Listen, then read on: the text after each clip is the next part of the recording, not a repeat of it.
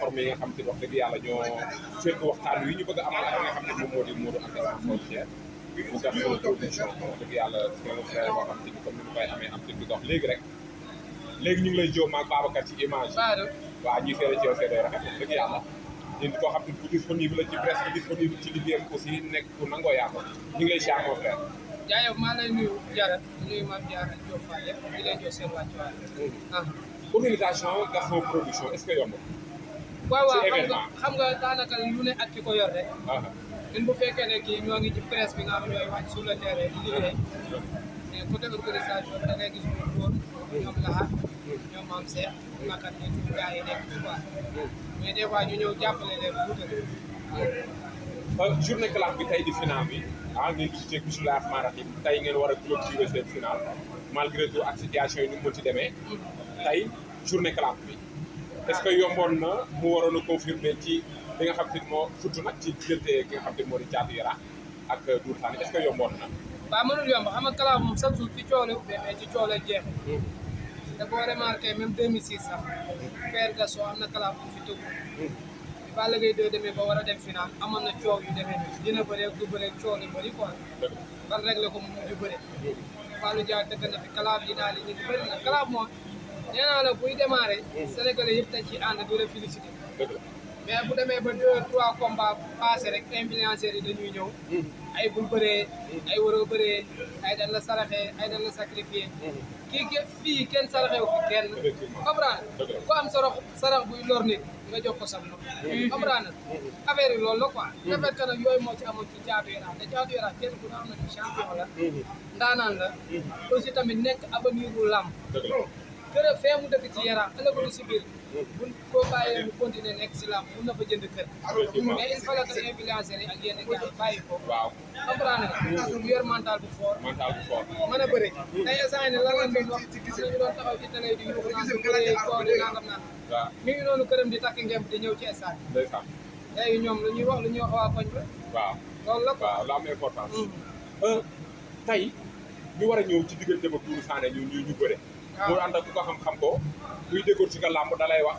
mbër mi ban année la ñëw ban année la daan ni mu ko daan nekk nangam Doudou Sané ak Thiatou Yarakh fa ma doon analyser combat boobu ñoom ñaar combat bi loo may teg looy teg sama loxo boobu wala waaw combat bu neex la te bu fekkee ne lenn rek mooy tax muy yàgg muy calcul quoi comme maanaam dam yee quoi jéem a naxante quoi waaw stratégie quoi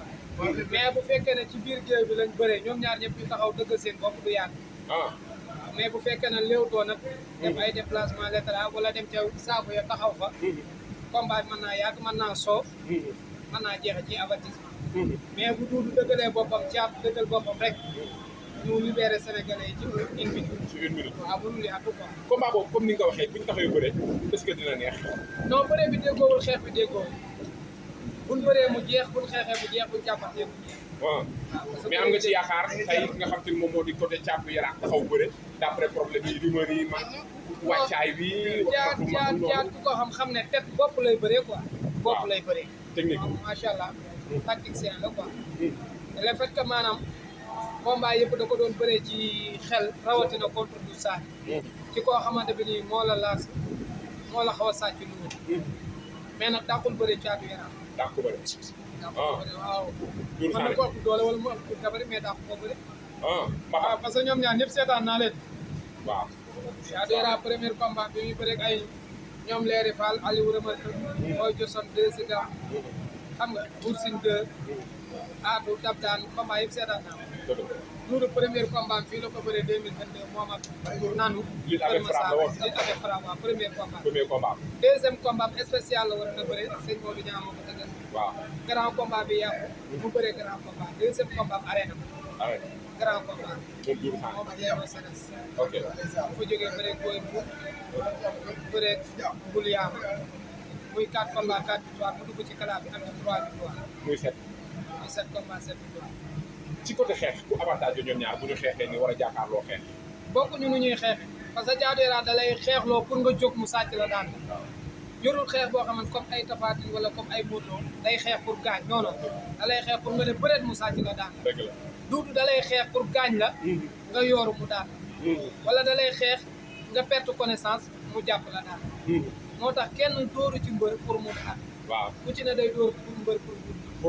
pour naxe quoi moo tax ko woon ci première ba ne du bëri waaw bañ a entraîné waaw bañ a ñaan waaw dem ba règlement tënk ko mu arrière xelam xoolaat lu bëri xool futur ci kanam xool ëllëgam mu ne day bëri si fekk pare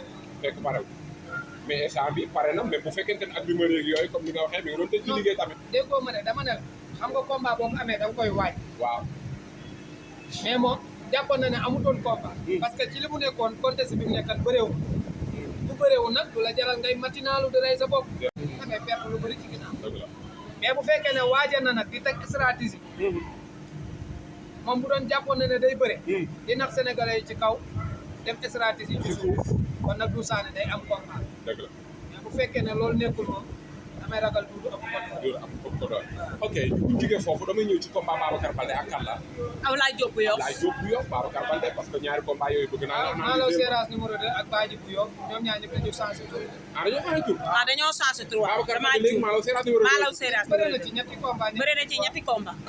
daan na ci damaa juum bu Sénégal bi ok daan na ci CFA daan na ci Sabala 2 d'accord Badji bu Yoff ak Pampay bu Ergent la bu jëmale fi moo ko daan Pampay daan ci la changé tur fii ci la changé tur ok boo ma doon wax ci combat boobu loo may wax waaw combat bu neex parce que Babacar Baldé koo xam-xam ne da lay cadré ñëw waaw Ablaye Diop ku ko xam-xam ne day ñëw dëggal boppam moo ko daan ci combat ak Pampay Babacar Baldé musul arrière moo tax combat poids lourd la combat bu gaaw parce que ñaari poids lourd la bu ñu dajee rek dañuy weccante bëri bu ñu dajee dañuy weccante parce que Babacar mën na bëri mais yar bi daa ëpp bëri la yar bi quoi waaw yoru ci koy bëri xam nga waaw dafa ëpp bëri bi quoi waaw loolu moo tax mais kenn nag dof la si day amul xeex day jaajëf bëri yoon non day xeex day bëri mais bi nag lu coow li bëri bu at bi sifflé mi ngi sa kaw muy Babacar Baldé en tout cas combat bu neex